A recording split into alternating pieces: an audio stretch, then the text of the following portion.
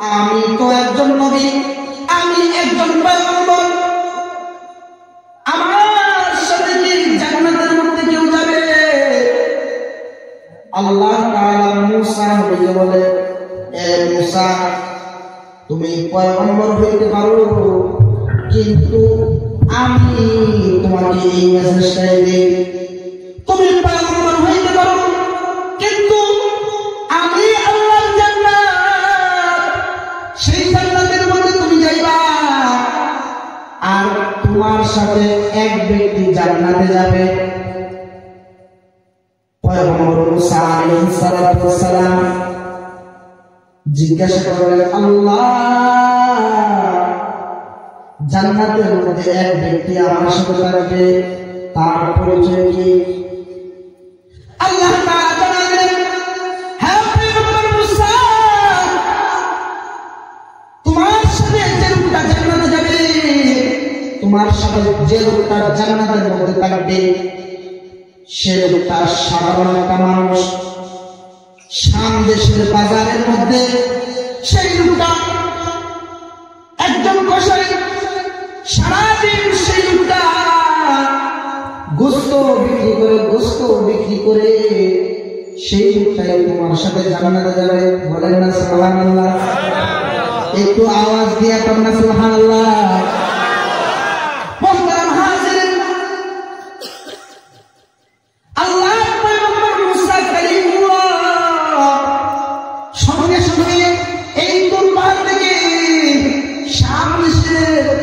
বাজারের মধ্যে রওনা হইলেন। শাম দেশের বাজারে মূসা নবীর সাথে জান্নাতে যাবে। সেই লোকটাকে দেখবে, সেই লোকটা কেন বুঝলাম ভাষায়, এখন দেখার দরকার আছে। একই জায়গার মধ্যে জান্নাতের মধ্যে সেই লোকটা আবার দুনিয়াতে আছে, তাকে দেখার দরকার আছে নাকি? আছে না? প্রোগ্রাম হাজির মূসা কালিমুল্লাহ দৌড়ে চলে গেলেন এই শাম দেশের বাজারের মধ্যে। বাজারের মধ্যে যাওয়ার পর ম্যাপটুকু আল্লাহ তাআলার কাছ থেকে নিয়ে আসলেন। কোথায় আছে, কিভাবে আছে, কেমন তার চেহারা আল্লাহ তাআলা ম্যাপটুকু দিয়েছে। মূসা কালিমুল্লাহ দৌড়ে চলে গেলেন এই শাম দেশের বাজারের মধ্যে।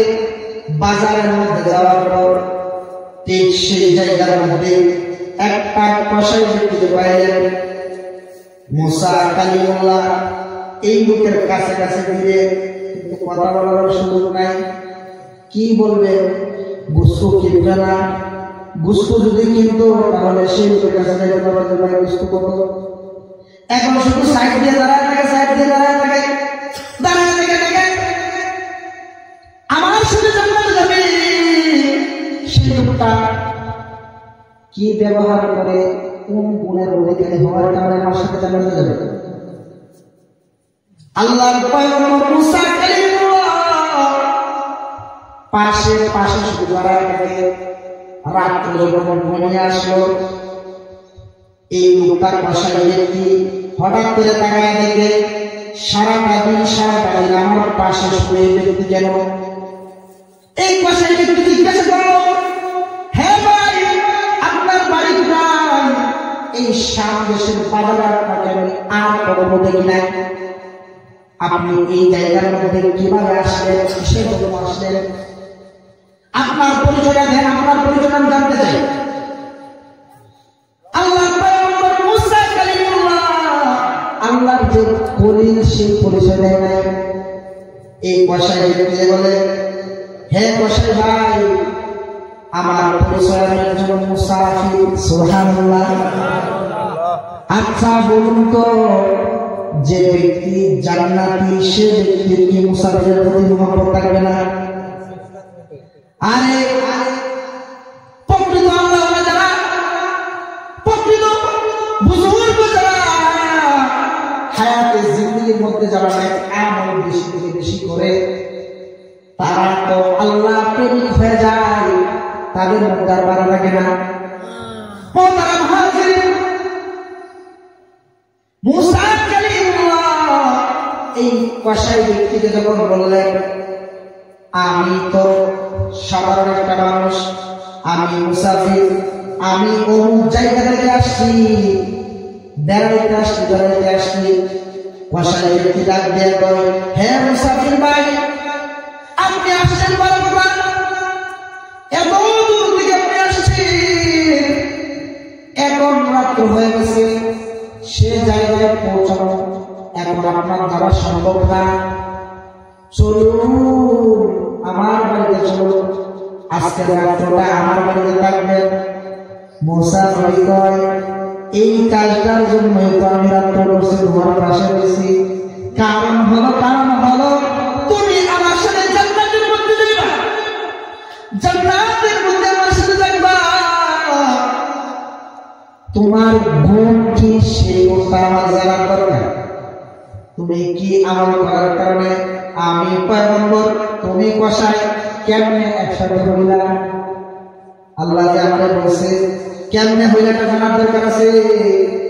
মুহতারাম হাজিরিন, সঙ্গে সঙ্গে মুসা নবী এই কসাই ব্যক্তিকে বললেন, হে ভাই, যেহেতু আপনি বলছেন অবশ্যই যাওয়ার দরকার, আচ্ছা আজকের রাত্রটা আপনার বাড়িতে আমি পাইয়ে যাব।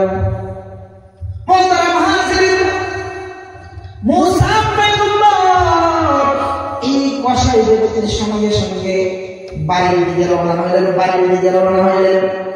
হঠাৎ করে রাস্তার মধ্যে ব্রেক করছে। রাস্তার মধ্যে কি করছে? হঠাৎ করে কসাই ব্যক্তি রাস্তার মধ্যে ব্রেক করে দিচ্ছে, তাই না গেছে। তার সঙ্গে সঙ্গে বলতেছে, হে ভাই, আমি তো মুসাফির, আপনি তো একজন নেককার বান্দা, আল্লাহর কাছে আপনার দামি। মুসাফির তো আল্লাহ তাআলার সঙ্গে সঙ্গে কবুল করে নেন। মুসাফির যখন দোয়া করে, এই দোয়াটা বোঝা যায় না। হে ভাই, একটু আমার বাবার জন্য দোয়া করে দেন। এই যে কবরটা দেখতেছেন, এই যে কবরটা, এই কবরটা হলো আমার বাবা। বহুদিন আগে আমার বাবা মৃত্যুবরণ করেছে। বহুদিন আগে আমাকে রেখে আমার বাবা এই কবরের মধ্যে ঢুকে গেছে। মুহতারাম হাজিরিন, মুসা কালিমুল্লাহকে ডাক দিয়ে কয়, হে মুসা, হে মুসাফির, এই কবরটা আমার বাবা বহুদিন আগে এই কবরের মধ্যে ঢুকে গেছে। এই কবরটার মধ্যে দোয়া করে দেন, আল্লাহ যেন আমার বাবার জান্নাতে পৌঁছায় দেন। মুহতারাম হাজিরিন, মুসা নবী কয়, এটাই তো জানার জন্য হয়েছে। হে কসাই, বুঝলাম। মনে কয় মুসা নবী, হে কসাই, বুঝলাম তোমার বাবা বহুদিন আগে মৃত্যুবরণ করেছে, কিন্তু আজ পর্যন্ত তুমি দোয়ার জন্য পাগল হও, তাহলে তুমি সাধারণ মানুষ না। মুহতারাম হাজিরিন, আজকে এই মজলিসের মধ্যে এমন মানুষ আছে, অনেকেরই বাবা দুনিয়ার জমিনে ছেড়ে বহুদিন আগে চলে গেছে, কিন্তু আজ পর্যন্ত সেই বাবার কবরটার মধ্যে সূরা ইখলাস 3 বার পড়ার মতো সাধ্য আমাদের হয় না। এই সমস্ত নাফরমান বান্দা আল্লাহ তাদেরকে মুমিন বলবে না। আরে ভাই, আপনাকে আমাকে, আমার বাবা, আপনার বাবা দুনিয়ার জমিনে রেখে গেছে, কিছু হাদিয়া পাঠাইতে হবে কবরের মধ্যে, কিছু হাদিয়া পাঠাইতে হবে। কিন্তু আজকে আমাদের সমাজে সূরা ইখলাস 3 বার পড়লে এক খতম হয়ে যায়। এই সওয়াব তাদের বাবার কবরের মধ্যে পাঠাইব, এই সামর্থ্য আমাদের হয় না। আরে ভাই, আমাদের সামর্থ্য কেমন হয়? আমি আমার মসজিদে বলি ঝগড়া করি এই বিষয় নিয়ে। আমাদের সামর্থ্য হয় 3 দিনের খাবার খাওয়ানো। 3 দিন কখন আসবে এই হিসাবটা রাখি। বাবা দুনিয়ার জমিন ছেড়ে চলে গেছে, 3টা দিনের দিন, 4 দিনের দিন খাবার খাওয়াইতে হবে, বিশাল আয়োজন কইরা। 40 দিন কখন আসবে, 10 দিন কখন আসবে, এই চিন্তাটাই শুরু করি।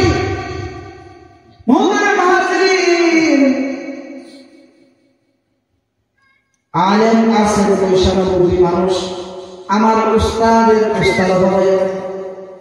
জিজ্ঞাসা করে নেন, আরে ভাই যে জিনিস নবীজি করেন নাই, আপনি যে দিনটা নির্ধারণ করলেন 3 দিনের খাবার খাওয়াইতে হবে, 4 দিনের খাবার খাওয়াইতে হবে, 40 দিনের খাবার খাওয়াইতে হবে, এই দিন নির্ধারণ করার কারণে আপনারা বেড়াবের গুনাহ হবে। বুঝছেন? এই গুনাহটা আমরা করতে চাই, সালাম হয়ে যায় কি গুনাহ। আর যখনই গুনাহটাকে আপনি সওয়াব মনে করবেন তখন সেটা হারাম হয়ে যাবে। মুহতারাম হাজিরিন, যে কথাটা বলতেছিলাম, কসাই ব্যক্তি মুসা নবীকে বলল, হে মুসা ভাই, আমার বাবার কবরের মধ্যে একটু দোয়া করে দেন। আল্লাহর বান্দা পয়গম্বর মুসা কালিমুল্লাহ আল্লাহর কাছে দোয়া করে দিলেন। দোয়া করা শেষ হয়েছে, সঙ্গে সঙ্গে কসাই ব্যক্তি তার বাড়ির দিকে রওনা হয়ে গেল। হে মুসা ভাই, আসেন, আমার বাড়িতে চলে যায়। এই লোকটা কি করলো, তার ঘরের মধ্যে আলাদা একটা কেবিন রুম আছে, সেই রুমের মধ্যে মুসাফির হযরতে মুসা আলাইহিস সালামকে এই কেবিন রুমের মধ্যে ঢুকায় দিলেন। এই ঘরের মধ্যে একটু সময় তাকে আমি আসতেছি। মুসা আলাইহিস সালামকে ওয়াইটিং রুমের মধ্যে রাখা এই কসাই ব্যক্তি কোথায় গেল? কসাই ব্যক্তি কোথায় গেল? এই কসাই ব্যক্তি তার মার কাছে দৌড়ায় চলে গেল। মা বড় বৃদ্ধ ছিল, মা হাঁটতে পারত না, মা ঠিক মতো ভালো করে কথা বলতে পারে না। আপনারা দেখবেন অনেক মানুষ এমন আছে, বয়স বেশি হইতে হইতে কথাগুলো লাইগা আসে, কথা বলতে চায় কিন্তু ঠিক মতো পুরে কথা বলে বের হয় না। এরকম হয় কিনা? এই কসাই ব্যক্তির মা বয়স বেশি হওয়ার কারণে ঠিক মতো কথা বলতে পারে না। মুহতারাম হাজিরিন, কসাই ব্যক্তি দৌড়ায় চলে গেলেন তার মার কাছে। মা গো, তুমি তো সারাটা দিন বাড়ির মধ্যে থাকলা, আমি সারাদিন দোকানের মধ্যে ছিলাম, সারাদিন গোশত বিক্রি করছি, তোমার খাবার দাবার কেমন হয়েছে? তোমার প্রস্রাব পায়খানা এরকম অবস্থা।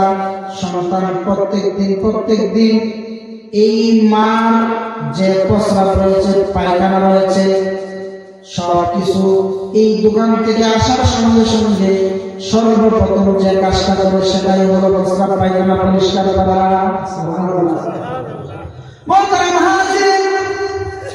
আল্লাহ সেই বান্দা দোকান থেকে সর্বপ্রথম ঘরের মধ্যে আসে, আসার সঙ্গে সঙ্গে তার মার যে প্রস্রাব পায়খানা সেগুলো পরিষ্কার করে। আজকে আমাদের সমাজে এরকম পাওয়া যাবে? আজকে আমাদের সমাজে এরকম পাওয়া যাবে? মুহতারাম হাজিরিন, আল্লাহর বান্দা কসাই ব্যক্তি তার মার প্রস্রাবগুলো যখনই পরিষ্কার করে নিজের হাতে বাঘগুলো একটা পেটের মধ্যে নিয়ে নেয়। আল্লাহর বান্দা কসাই ব্যক্তি বাঘগুলো নরম করে চিবায় নরম করে তার মার মুখের মধ্যে যখন দেয়, খাওয়া দাওয়া শেষ হয়ে যায়। তার মা সেই কসাই ব্যক্তিকে বলে, হে বাবা, আমাকে তুমি কেবলা মুখি কইরা দাও, আমি তোমার জন্য দোয়া করব। আল্লাহর বান্দা তার মাকে কেবলা মুখি কইরা দেয়। কেবলা মুখি হইয়া তার মা দোয়া করে, আয় আল্লাহ, আমার সন্তান আমার জন্য কতই না কষ্ট করে, সারাটা দিন বাজারের মধ্যে গোশত বিক্রি করে, বিকাল বেলা বাড়িতে আসার সঙ্গে সঙ্গে আল্লাহ আমার সন্তানটা আমার প্রস্রাব পায়খানাগুলো পরিষ্কার করে আমার সন্তান আমার যত প্রকারের যত্ন লাগে সব প্রকারের যত্নগুলো ঠিক মতো করে আল্লাহ আমি তোমার কাছে দোয়া করি, আমি তোমার কাছে দরখাস্ত করি আল্লাহ আমার সন্তানকে তুমি হায়াতের মধ্যে তুমি বরকত দান করো। এক নম্বর দোয়া কি?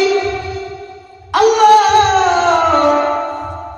আমার সন্তানকে আপনি হায়াতের মধ্যে বরকত দান করেন, আমার সন্তানের যত হায়াত আছে তার থেকে আরো হায়াত বাড়ায় দেন। সুবহানাল্লাহ। মুহতারাম হাজিরিন, 2 নম্বর দোয়া মা কাবলাম কি হইয়া 2 নম্বর দোয়া করে আল্লাহ আমার সন্তানটাকে আপনি রিজিকের মধ্যে বরকত দান করেন। সুবহানাল্লাহ। মুহতারাম হাজিরিন, আল্লাহর নবী মা কাবলাম কি হইয়া 3 নম্বর দোয়া করে আল্লাহ আমার সন্তান যেন এই জামানার পয়গম্বর, এই জামানার নবী মুসা কালিমুল্লাহ আল্লাহর পয়গম্বরের সাথে যখন জান্নাতে জায়গা পায়। সুবহানাল্লাহ। মুহতারাম হাজিরিন, এই দোয়া করা শেষ তখন মুসা নবী ওনার কাছে এই কষায় ব্যক্তি গেল, মাকে আবার সবাই রেখা মুসা নবীর কাছে গেল, ও মুসা ভাই আপনার কাছে একটু ক্ষমা চাই, আমি একটু কাজের মধ্যে ছিলাম, আমার বাবা বহুদিন আগে মৃত্যুবরণ করেছে, আমার বাবা দুনিয়ার জমিনে নাই, আমার বাবারে তো আপনি দেখে আসছেন কবরের মধ্যে শহীদ। এ ভাই বিষয়গুলো ভালো করে বুঝবেন।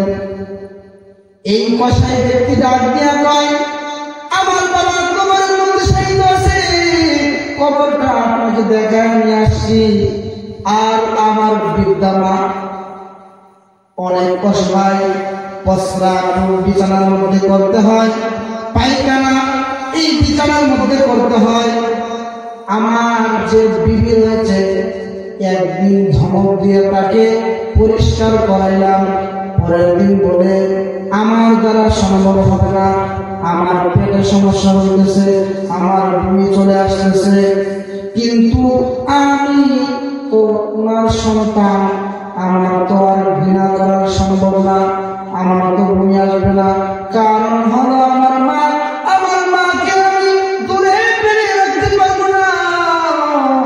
আরে ভাই এরকম অবস্থা যখন এই মুসা নবীর কাছে এই বিষয়গুলো পেশ করলেন, মুসা আলাইহিস সালাম ওই রূপ থেকে এই আওয়াজগুলো একটু একটু শুনতে পাইলেন।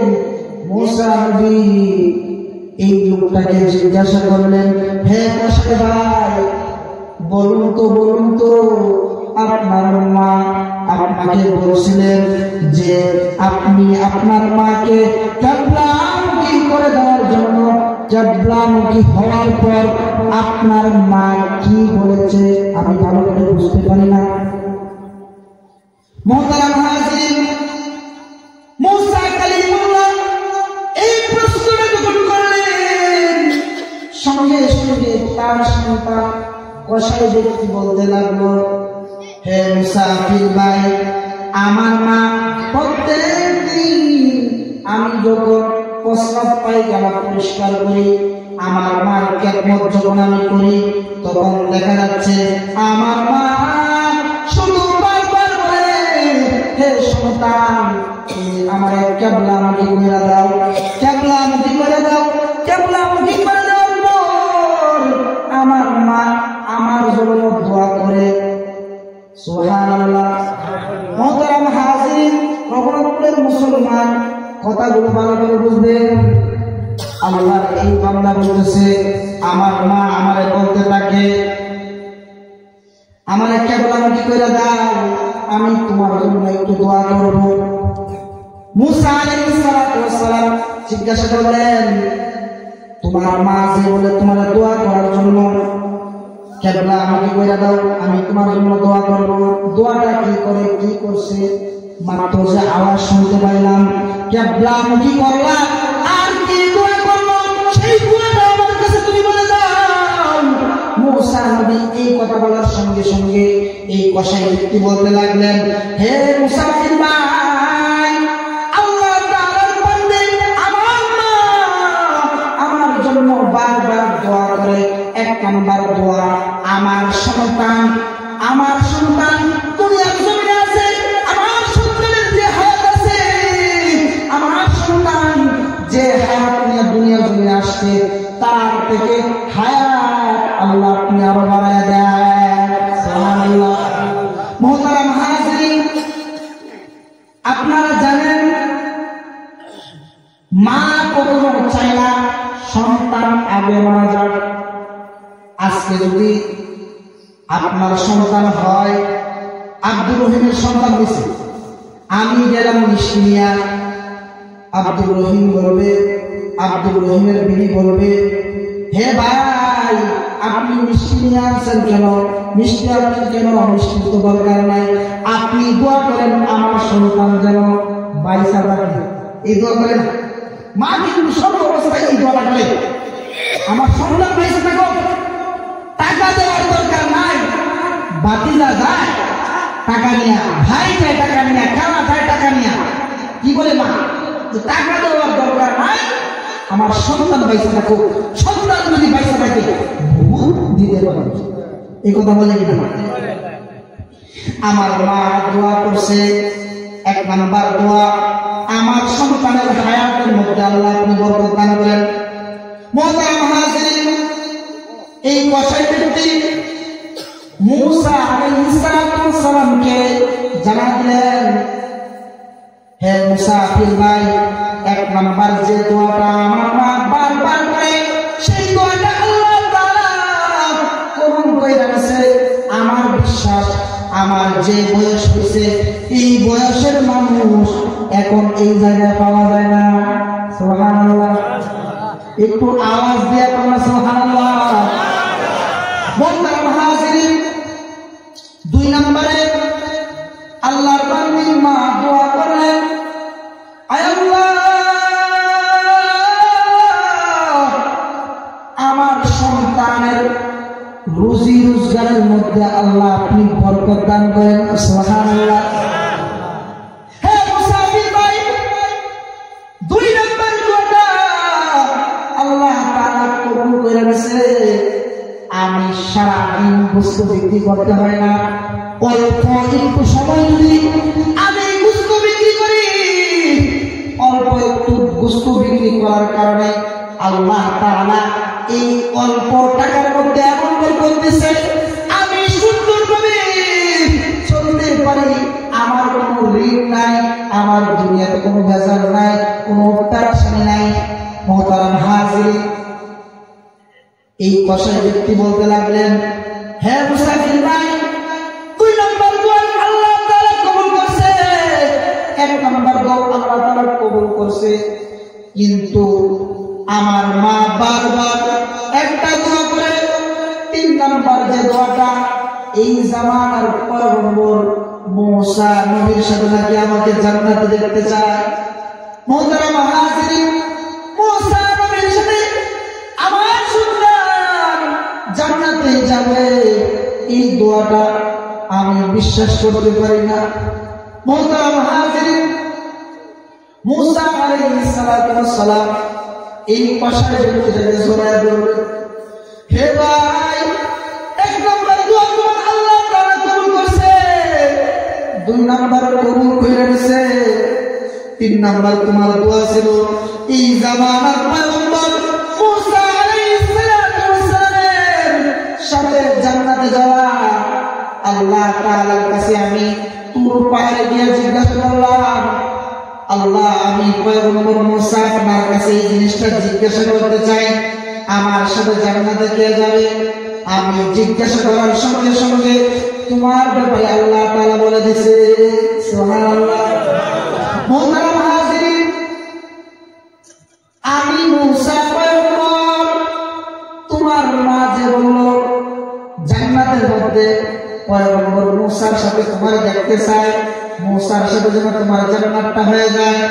আল্লাহ তাআলা এই দোয়াটা সুন্দরভাবে কবুল কইরা নিছে।